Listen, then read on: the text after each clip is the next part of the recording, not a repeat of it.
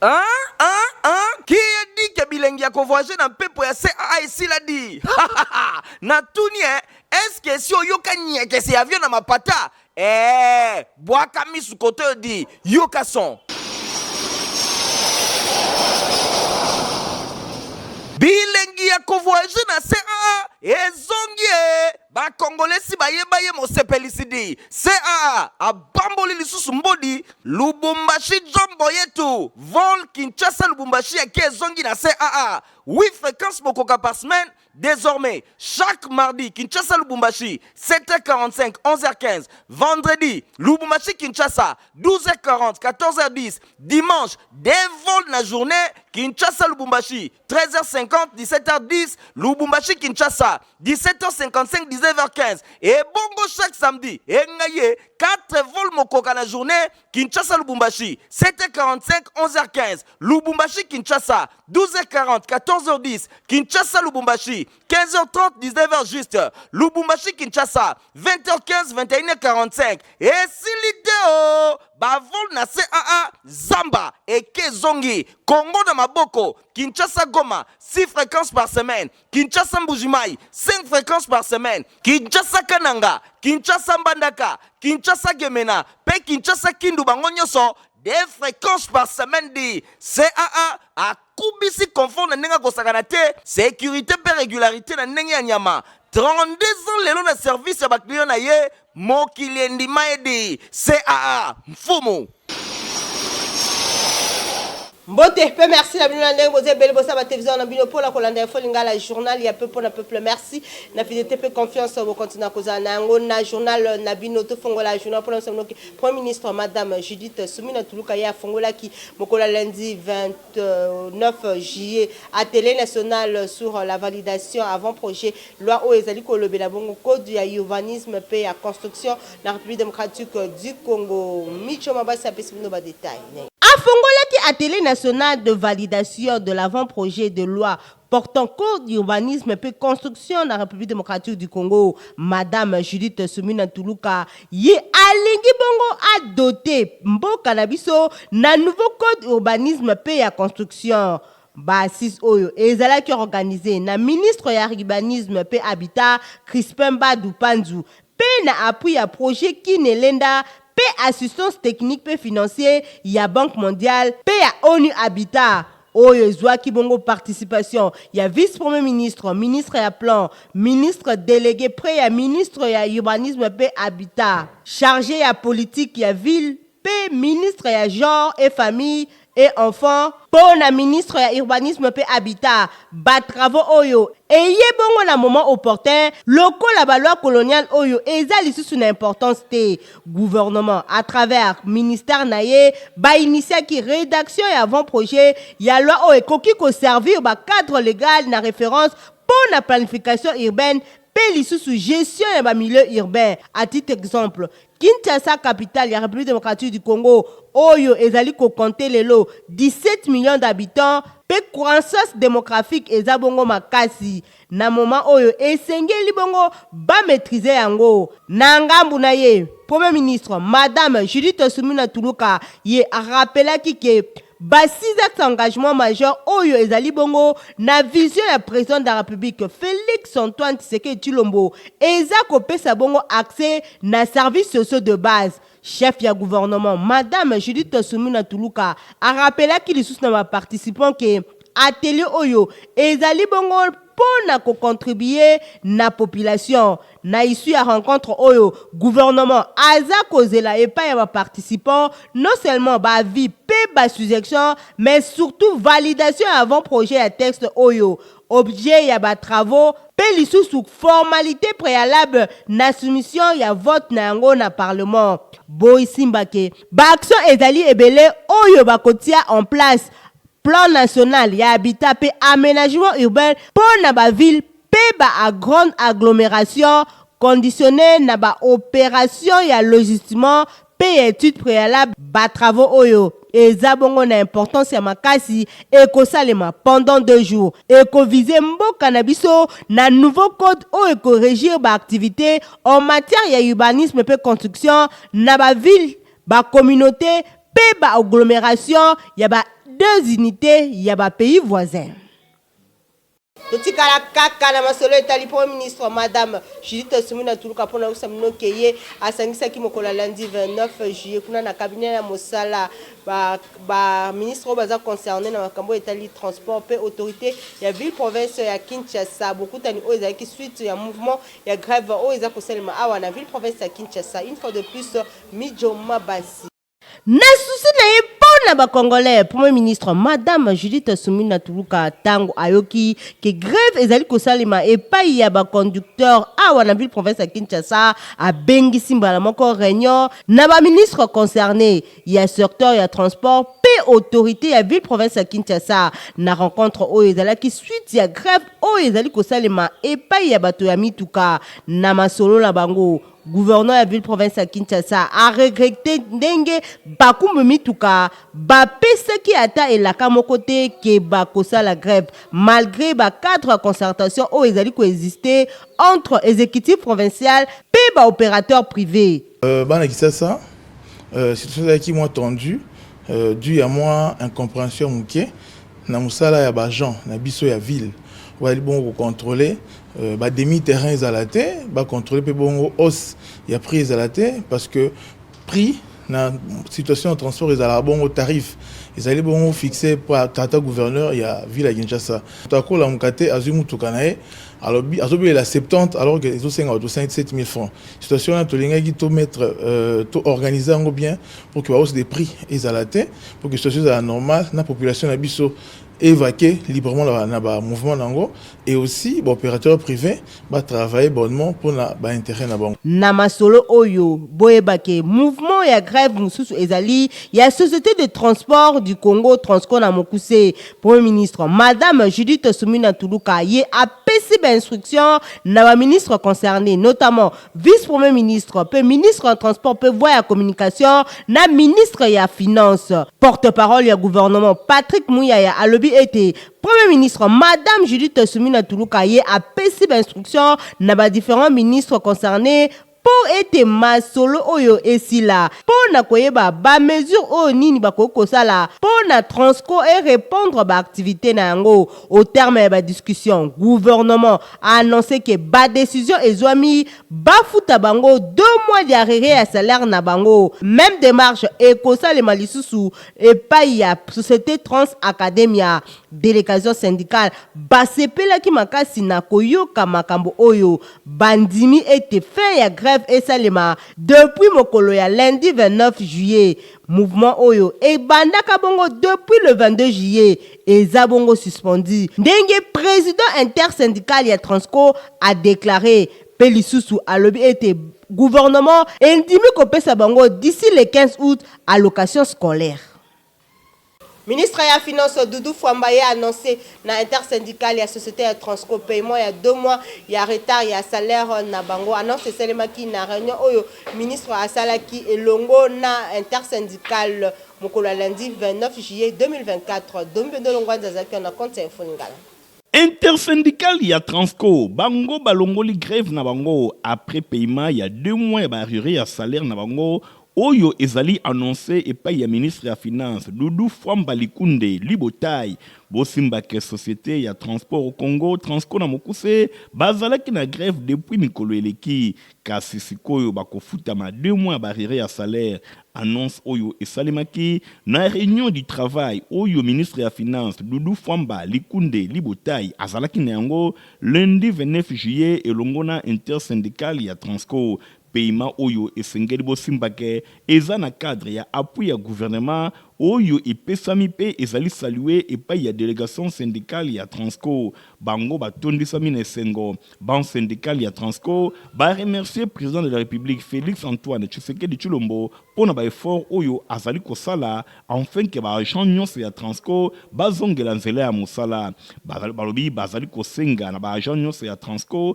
bazongela mosala kobanda déjà mokolo ya mardi 30 juillet 2024 boye citerne ya approvisionnement ba bis na bango na carburant et kotsa déjà carburant ba revendication nyonso ezala ki prise en compte na ngambo mosusu ministre ya finance Doudou Fwambalikunde Libotai a annoncé na ba agent reprise ya subvention ya gouvernement congolais oyo ezali kokoti sape approvisionnement ya carburant na société pétrolière SEP Congo na ngambo mosusu vice-premier ministre et ministre ya transport Jean-Pierre Bemba Gombo a diligenté audit moko ya 48 heures pour na kotala ba responsabilité na oyo etali mauvaise gestion oyo ba agent ya Transco bazali koloba réunion moko ezali prévu réunion tripartite mercredi 31 juillet 2024 pour na discuter na plan ya relance ya Transco wana ezali ba résolution oyo ezwamaki elongo na l'état congolais pour na kosilisa grève ya ba agent ya Transco boyo kamoko ba responsable intersyndical ya Transco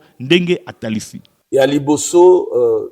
tokutanaki na tongo na excellence VPM ya transport et communication et désenclavement toyebisaki ye ba doléance nyonso tobombaki te oyo ba agent ba exprimaki en termes ya revendication ayokaki yango pe alobaki que asololi na collègue na ye ya gouvernement ya finance pote 2 mois de salaire ezala payé. Totikala kaka na masolo esali secteur ya ministère ya finance pour na kosinane bino ke Doudou Fwamba ye a elongo na VPM ya transport bazaki isusu na réunion na ba agent ya Onatra pour na ko annoncer bango ba nouvelle ya sika reportage une fois de plus Dombe de Longwanza. Ndenge kaka aprometaki mikolo eleki epai ya basyndicaliste ya Onatra Doudou Fwamba Likunde Libotai ministre ya finance azongilaki ba agent nyonso ya Onatra na direction générale na bango pona kopesa bango message oyo chef de l'état apesi bango par rapport à ba promesse oyo intersyndical bazwaki azalaki ye mokote azalaki accompagné na vice premier ministre puis ministre ya transport Jean-Pierre Bemba Gombo bango bazalaki wana babetaki masolo na direction générale ya Onatra bongo na sima bango na babimaki pona kobeta masolo elongo na ba agent pe ba cadre oyo nyonso bazalaki réuni pona koyoka message nini chef de l'état Félix Antoine Tshisekedi Tshilombo atindeli bango na nzela ya ministre ya finance Doudou Fwamba Likunde Libotai boyokai Toye awa ngaina son excellence monsieur le vice-premier ministre ministre ya transport voies et communications na ngai moko na kombo ya tata mokonzi ya mboka atindi biso toya awa na miso na bino nyonso tosi toyambaki ba syndicaliste tata mokonzi ya mboka alobi boye alingi mwana ya Onatra moko te a perdre mosala na ye bobetele ye maboko makati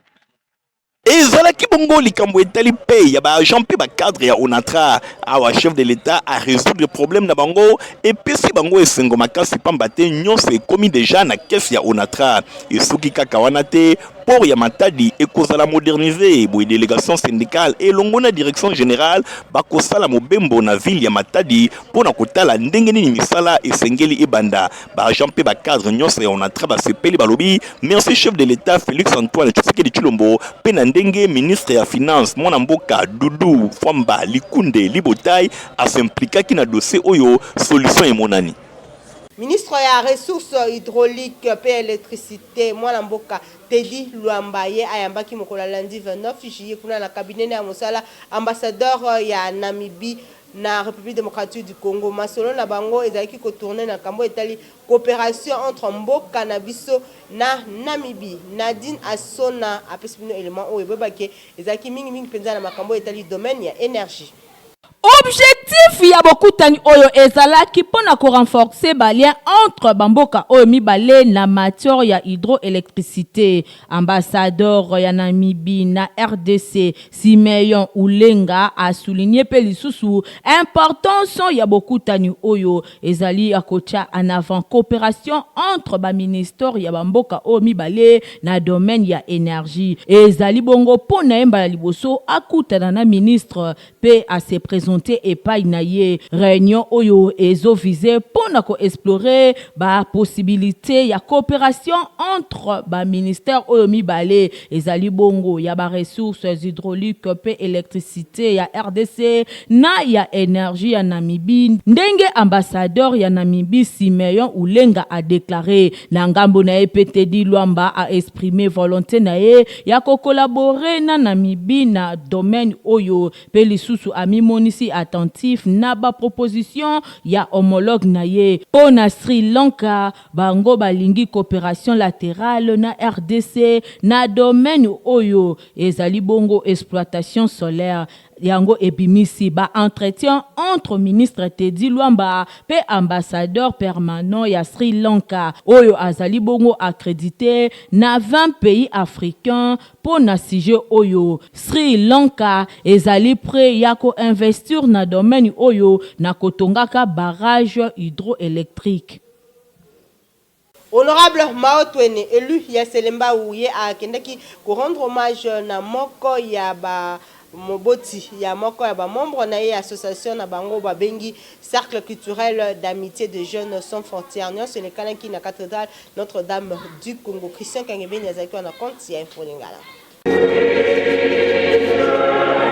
Cercle culturel, amitié des jeunes sans frontières, Asbel, Bango Balelaki, Mama ya Moko na Bango Charlie, Oyo Akufaki depuis Mikolo Eleki, Bosimbake. Ezalaki Mokolo ya jeudi 25 juillet 2024, ne levé à corps et Salimaki na clinique Ngalima. Bongo na sima ya levé à corps, destination Ezalaki Bongo na cathédrale Notre-Dame du Congo et Paiwapi, bande konyonso basangana na association culturelle Oyo, bazalaki wana pona kokabola mawa, elongo na moko na bango na kombo ya Charlie. Parmi bazalaki wana tomonaki pe présence ya mwana mboka Mao Twene Oyo azalaki wana Mama Sambili Weya Aldegonde alelamaki vraiment na ndenge ya malamu pambate bayaki ko déposer gerbe de fleurs na bango. Honorable Mao Twene molobeli ya bana Selembao a représentaki pe baninga na bango mosusu ya cercle culturel oyo bazwami na mikili ya bapaya bosimbake bango nyonso pe bayokaki message oyo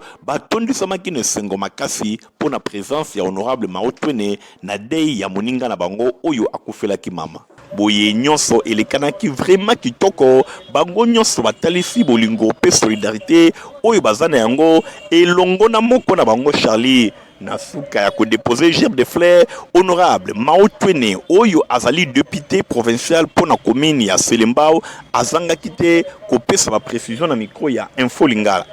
Veut dire Selembao Bumbu te perdre maman na biso et le lot pour rendre au dernier hommage maman Sai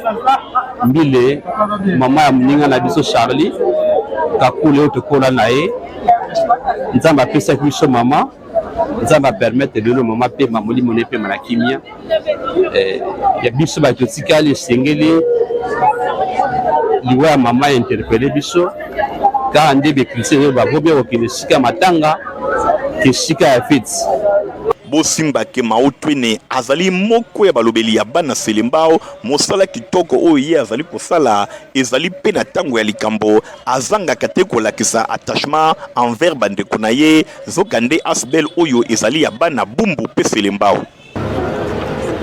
Na masomo subo ba ke Fondation Congo na motema elongo na initiateur na yango Maître Kennedy Katasi kia la bango ba fongola ki mokola dimanche 28 juillet 2024 tournoi ya football au babengi la force de la jeunesse nyonso le kan ki bongo na kuna na lutendele na commune ya Mongafula Edi Imbani azaki na compte info.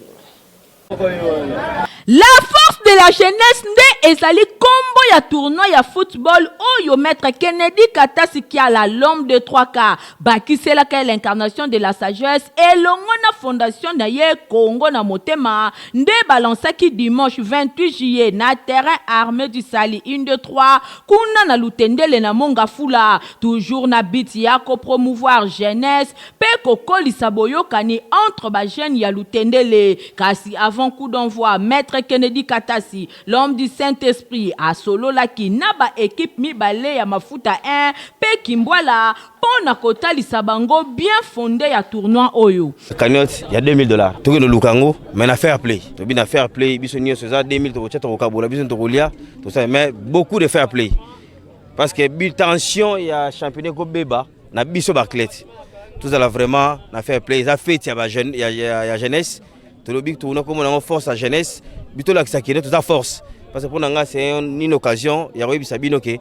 ba anti valeur ba kuluna ba nini za na tinate pendant ba vacances to s'occuper tous na moi activité oyo sangisa biso ba jeune botala bandeko ba botala bino tobisa bango feti wana te. Na nsima eyeki ngala ya coup d'envoi oyo epesamaki epai na ye moko initiateur ya tournoi Maître Kennedy Katasi après match ebetamaki kitoko na bokambemi ya ba-arbitre ya malamu pe score final ezalaki 1-0 na faveur ya Kimbwala oyo a passé na tour suivant pamba te ba match ezali ya élimination direct pe tournoi eza na ba poule mibale anabe oyo esangisi ba localité nyonso ya quartier Lutendele na Mongafula na suka ya match ba capitaine ya deux équipes balobaki boye kandinga sasi biso bajogo beza pona kimisa bakuluna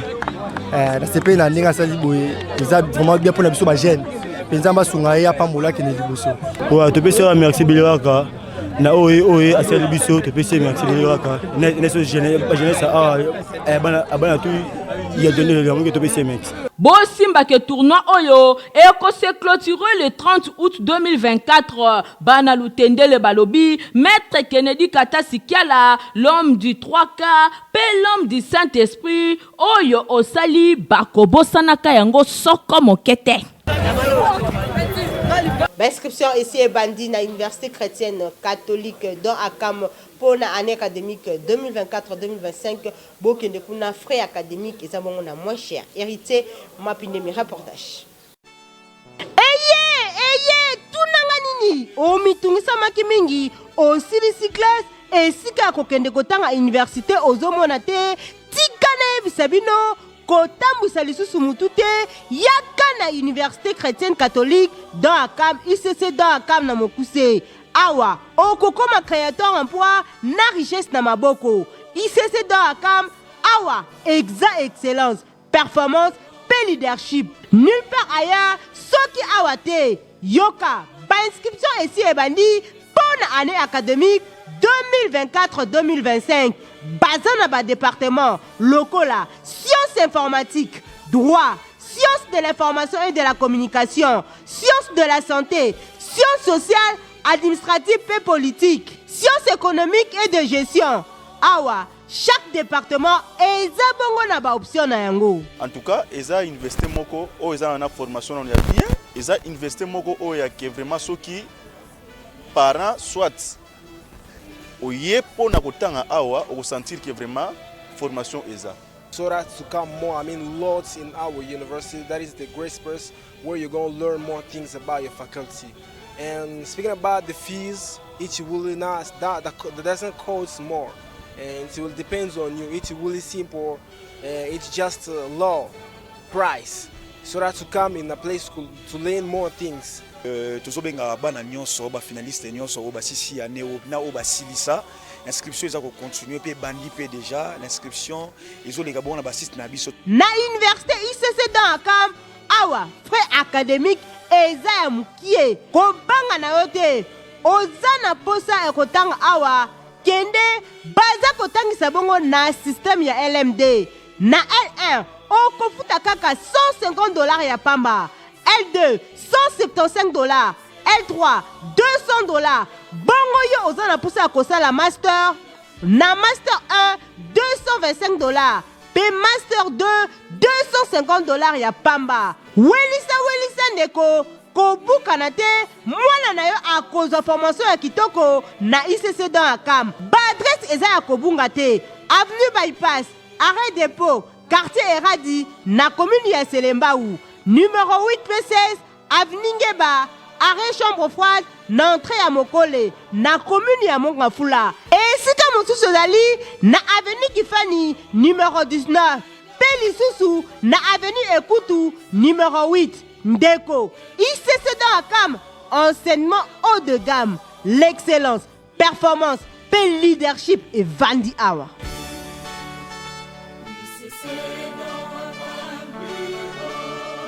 Na masolo etali religion bobaki église armée de la foi we kumba makabongo na bishop Ben Luabe ya bango babongisi 3 jours ya campagne d'évangélisation we kobanda bongo mokola jeudi 1er août kino mokola samedi 3 août na thème Jésus-Christ et la vie et kosalema na siège église na bango na Dinason na Fabrice Lundoro. Kinshasa boy kelange loko oyo bana na nzambe boyo kasango kitoko oyo na memeli bino mission évangélique armée de la foi na bokambe minaye moko représentant légal na bango Bishop Ben Luabe Akazadi Aigle Royal babongisi 3 jours de croisade d'évangélisation tolobi bien mikolo misato ya croisade pe ya évangélisation oyo mama na likambo nango ezali Jésus-Christ est la vie. Jésus-Christ est la vie. Yo moto oza na maladie na ba problème makambo kilikili Jésus-Christ nde azali nzela solo pe bomoi yango ekobanda mokolo ya jeudi 1er août pe clôture nango kosalema mokolo ya samedi 3 août na oyo etali ngonga yango ekobanda kosalema de 17h à 19h botu nanga nini ye milulu kitoko oyo ekosalema na siège ya église mission évangélique armée de la foi oyo ezomi na avenue Kansanvu numéro 104 na commune ya Bandalungwa kuna na Sikine na sima ya école primaire Saint-Jean yoka bien kanga adresse oyo malamu we tolobi avenue Kansanvu numéro 104 na Bandal Sikine oza mobimba bana na nzambe lobiko eza kaka na kombo ya Yesu botu nanga nini ye elongo na moponami na nzambe Bishop Ben Luabe Akazadi Aigle Royal du jeudi 1er au samedi 3 août 2024 na ngonga ya 17h pe 19h nzambe ya basakoli akozala vraiment au rendez-vous boya ebele ngana kozala bino pe bozanga te o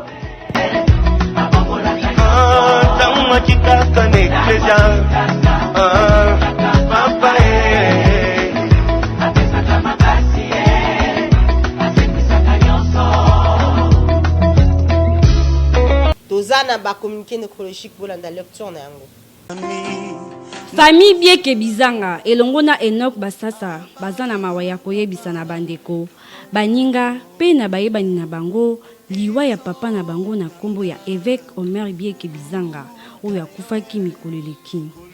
programme matanga esalami boye jeudi 1er août 2024 veillée mortuaire ekosalema na espace Bikapi référence première porte ya Fikine mokolo ya vendredi 2 août 2024 na ngonga ya 9h levé à corps ekosalema na morgue ya hôpital ya Mabanga pe exposition na espace Bikapi kolandisama na recueillement pe na ngonga ya 11h bokundami ekosalema na cimetière ya nécropole Silibambu tika été communiqué oyo ekomela na baye nyonso oyo bayebaki évêque Omer bieke bizanga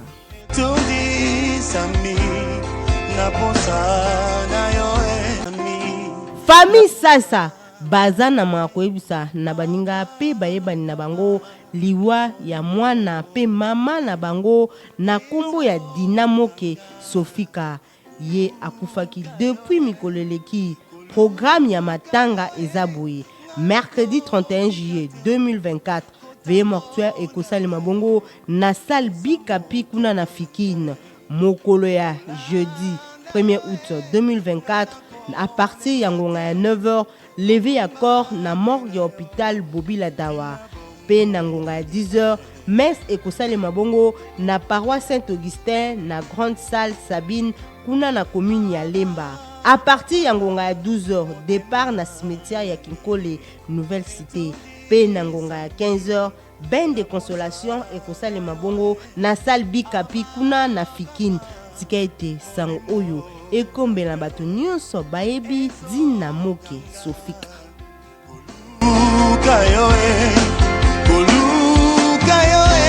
place na info météo bolanda yango elongo na Meltesat ndenge a proposé bino ndenge journée ya mokolo ya mercredi 31 juillet kozala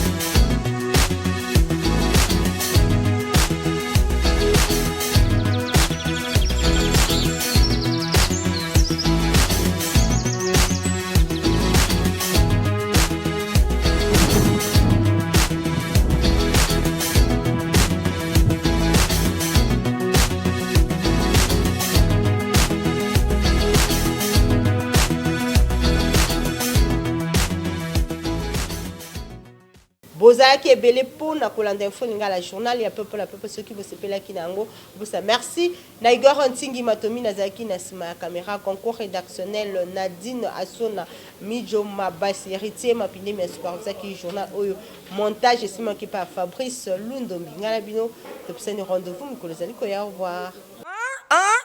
Qui a dit que bilengi ya voyager na mpepo ya CAA esila di na tuni est-ce que si oyoka nyeke se avion na mapata bwaka misu kote di yoka son bilengi ya voyager na CAA ezongi bakongolesi bayebaye mosepelisidi CAA abamboli lisusu mbodi Lubumbashi jombo yetu vol Kinshasa Lubumbashi yaki ezongi na CAA 8 fréquences mokoka par semaine désormais chaque mardi Kinshasa Lubumbashi 7h45 11h15 vendredi Lubumbashi Kinshasa 12h40 14h10 dimanche des vols na journée Kinshasa Lubumbashi 13h50 17h10 Lubumbashi Kinshasa 17h55 19h15 et bongo chaque samedi et ngaye 4 vols mokoka na journée Kinshasa Lubumbashi 7h45 11h15 Lubumbashi Kinshasa 12h40 14h10 Kinshasa Lubumbashi 15h30 19h juste Lubumbashi Kinshasa 20h15 21h45 et si l'idée bavol na CAA Zamba et Kezongi Congo de Maboko Kinshasa Goma 6 fréquences par semaine Kinshasa Mbujimai 5 fréquences par semaine Kinshasa Kananga Kinshasa Mbandaka Kinshasa Gemena pe Kinshasa Kindu bango nyonso des fréquences par semaine di CAA a kubisi confort na nenga kosakana te sécurité pe régularité na ndenge ya nyama 32 ans lelo na service ya bakliyo na ye mokili endima edi CAA mfumu